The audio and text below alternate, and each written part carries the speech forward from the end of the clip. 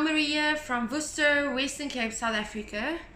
I would just really like to try and lift up the volume of this video or get closer. Hi, welcome to anyone who's new and thank you to anyone who's returning. This is my channel mostly about fiber and fiber related stuff like knitting, crochet or spinning, dyeing, and also about my yarn shop and so on and so forth. Yarny stuff, fiber related stuff. This episode is a bit weird. It's 9 o'clock in the evening. Usually I record much earlier. I am currently recording from my bedroom. That's my bed, which doesn't happen very often. It is, I think, still somewhere in the 20 degrees Celsius, so if I look a bit shiny, it's hot. I am in my bedroom for several reasons. Firstly, I'll tell you about the first one now. And secondly, because that's the only room that we have with an aircon. And we only recently had that put in. It's a very new aircon. Anyway, and the other thing that you usually will not see from me is I have a glass of wine in my hand. So yeah, it's red wine, you see. Oh wait, there's a reflection. No, I'm not drunk. Just in case you're wondering. But if I do get a bit like a blushy skin, that's probably the wine.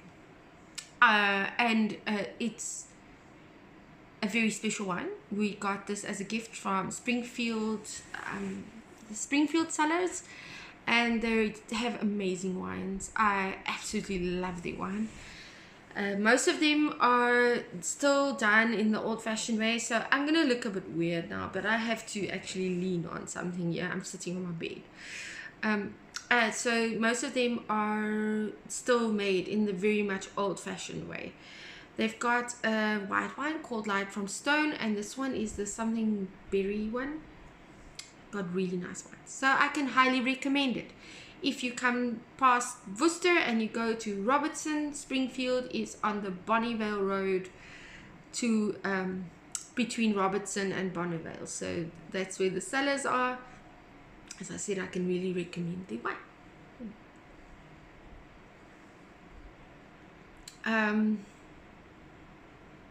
Where was it? Oh, the actual reason for this video is not the normal reason. It's mostly to apologize. I'm currently busy with an online vlogging course, and in the course this guy actually tells you that you can go and customize your YouTube URL, which I did. I went into the customization part of YouTube in the background, and lo and behold, there I saw a truckload of comments that I didn't know about and I never replied to. So I just wanted to say that I must have seemed really rude, and I'm really sorry. I just didn't get those notifications. So I'm gonna have to go onto YouTube and make sure that my notifications are being sent. I don't know. Maybe I just missed them. I've got no idea. So yeah, that was unfortunately that's the reason why I am making this video. I'm very sorry for not replying to your comments, and I will reply to them now. I am planning on going back and just replying to all of them. I did reply to some of them, and then I realized there are too many. I'll just have to go back and reply to them. Sorry. I'm trying to keep my laptops on without going on to the actual course. It's an amazing course, and I'm learning a lot. My husband and I are planning on doing vlogging and photography as a hobby. because I'm 47 and he's 54. Our sons are 25 and 27, and somewhere along the line we need to find something that we can do together that interests both of us and that keeps us physically busy, because otherwise we're going to sit and end up watching HGTV all the time because we love it, but we end up watching it and that's all we do. That's not a good idea.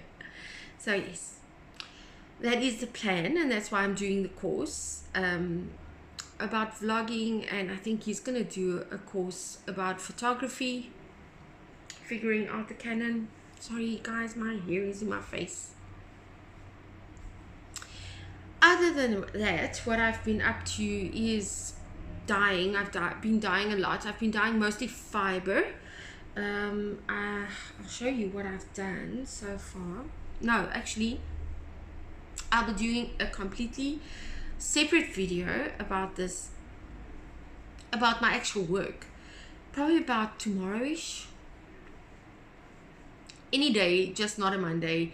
I realized I cannot record on a Monday. The dogs, because it's the dirt collection day, the dogs drive me nuts. Anyway, so this is like one of them that I did dye up, and today I thought, well, I'm gonna spin up a sample piece of this, and this is how it came up. And I really like the way it spins up. This is just, it's I would actually like to just see if this zooms in a bit more. Okay, there, I think. Anyway, yes, there. Okay, so this is a chain ply. It basically works like, if you crochet, you'll know what that means. You make chains, so you make a chain while you're plying, and it creates a natural 3-ply yarn, so it is ever so slightly thicker than a 2-ply, depending on how you spin. I do spin. I just want to show you guys this, try and get a close-up of this. Can you see it? So it is a bit, I'm hoping to show you this. Doesn't want to really, it is slightly thicker. So that's what I've been doing. I will be doing a different normal podcast soon.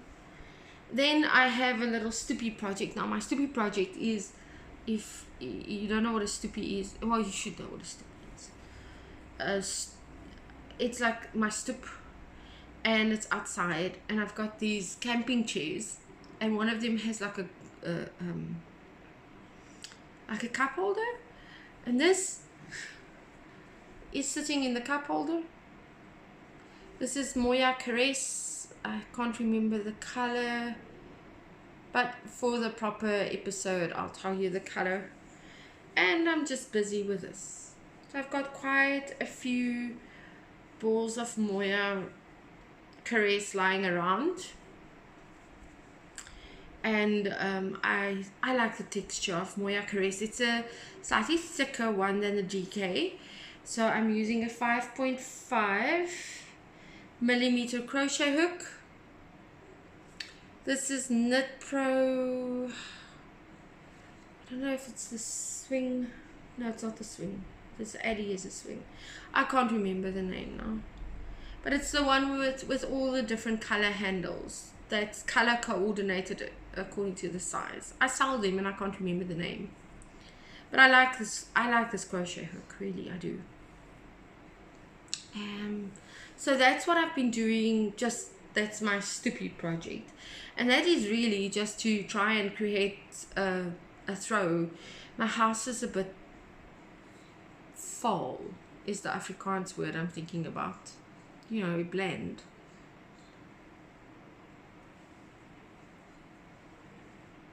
And then the Miss Serena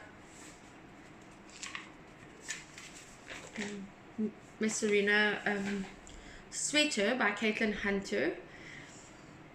I have been making some progress, not a lot, but some of it. The last time I showed you guys, I think it was about there-ish, maybe there, I don't know. It's going a bit faster than normal. I am actually forcing myself to finish the yoke, and I know if I'm past the yoke and past the color work and past all the cables and the stuffies, I'll be just fine. But just getting past that, you know, getting past the thinking side. For this, I am using, I'll put the link down below, but this is I think a 4mm. This is also Knit Pro Basics. I think this is a 4mm. I usually go up a size that of which the pattern requires, because with color work I'm always worried that it's going to be too stiff, and I do tend to knit very I wouldn't say stiff, but when it comes to color work you have to do it very loosely, and I'm never loose enough when it comes to color work, so I just go up a needle size for in case. So those are the two things that I can actually show you, that I can say honestly, okay, that's what I've been busy with.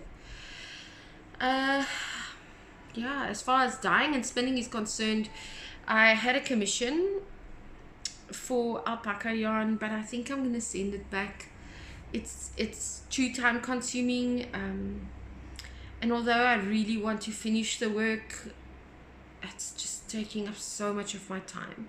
And I don't know about you guys, and I think that's what this episode is, more of a chatty episode really than a actual yarn episode. And I guess that's just because I feel I did say it in the previous episode. I think I've been saying it in like the past 3 or 4 episodes really. I'm struggling. I really am. I'm struggling to get my head together. I'm struggling to get my routines correct. Now, I just want to also mention that I am a ADD baby, so I really am struggling. Every time something shifts and changes, it that throws me out. And I've had so many shifts and changes last year. 2020 has been the year of change for me. Every month there was something that changed, and high stress changes. And it wasn't just COVID, don't get me wrong. COVID was everybody's stress and everybody's freak out, and it still is. But I choose to not be afraid of this. I'm not oblivious to what's going on, and we've had a lot of interesting situations that I really can't talk about yet. But we've also seen so many miracles that it is, I wouldn't say impossible to be afraid, but not, fear isn't very high on my agenda. And for that, I'm extremely grateful, really. Or fear of COVID, anyway. Having said that, it doesn't change the stress levels. And living in South Africa has its own challenges, which everybody knows. So between all these weird things, I mean, the 1 minute there's a market, then there's not a market anymore. Then, you know, I live in the wine area. I live in the winelands. So here I really feel for the farmers. At the moment I will go and buy boxes and boxes of wine from farmers that I don't even drink the wine, just to support them. And it's not that I don't agree with the restrictions, because we have seen a lot of the other side as well, of people who cannot sit with one glass of wine as long as I'm sitting with this one, who would by now have had like 2/3 of that bottle of wine and can't keep themselves from getting drunk. So the reality is our hospitals can't handle that, you know. And I mean, I understand it, but there are real repercussions for everybody. I mean, every single person. So I have to admit, this is kind of messing with my head and kind of is being very subtle about it. So yeah, I think as soon as, I mean, the markets are open again, I just don't quite feel that I want to commit to a market now. My husband doesn't feel I should commit to a market because of safety reasons. For me, it's more that I'm if I commit to a market now and they stop the market again, then I'm thrown off again. So those are things that are really tough at the moment, I think. And I'm just being honest about myself, and I don't think I'm the only one who is struggling with this. I think many people are. So I think right now I would like to sympathize with every other person that's feeling the way I'm feeling. Is that everything just seems haywire, off kilter, I don't know what else to call it. So my husband and I have decided that, and that's just going on with what I was actually saying, is that we have to start this new thing. We have to have an interest that is going to break our stress levels a bit. He's working, I'm busy on my side with my stuff, so we have to do something together that's going to be a de-stress situation. Does not include an enormous amount of exercise, because yeah, neither of us are really sporty people. Well, actually, he's very sporty. He's just like not into doing it that much anymore. And so we decided on vlogging, and he'll do the photography side. We're still deciding on what we're gonna do. I have a very good idea because we drive a lot, but at the same time I would like to hear from you guys in my area of business. What would you like to see in terms of vlogging? Would you be interested in more vlogging content? Would you be interested in if I do vlogs about, say, alpaca farms, or you know, the places that you can't get to if you're living in a different country, or if you are living on the other side of the country and you would like to see? So yeah, let me know. I've got many people that I know so many people that I could actually get to and show you their processes, show you what they are busy with. That if you would be interested in seeing that, please let me know. Also, as jy meer geïnteresseerd is in Afrikaanse vlogging, laat my weet. For those of you who don't speak Afrikaans, please excuse the spit. Daar's baie min Afrikaanse vlogs beskikbaar, daar's baie min Afrikaanse content. En ja, I mix my tails very deliciously, so dan gaan julle net daarmee met saamleef. Maar ja, laat my weet.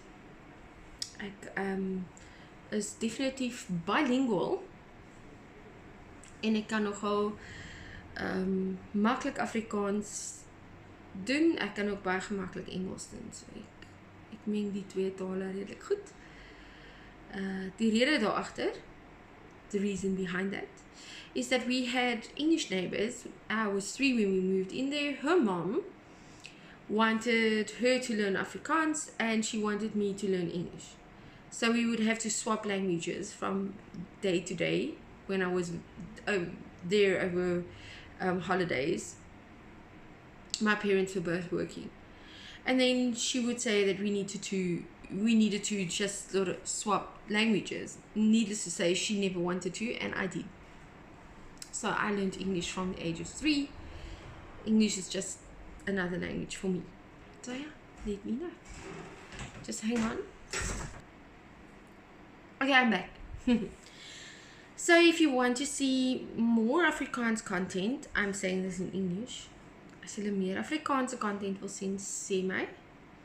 I did promise lessons, and again, struggling to get my head around stuff. There's such a lot of things that I'm considering at the moment. I'm considering closing up the physical shop. At the moment, people are only coming on appointment. So I actually, at one point earlier, well, in January, I just considered closing up everything and just doing markets once they were open again. But I don't think that's a good idea. So I'll be making adjustments like everybody else is making adjustments at the moment, and we'll see, you know, where things go. I don't want to, I'm not going to stop creating.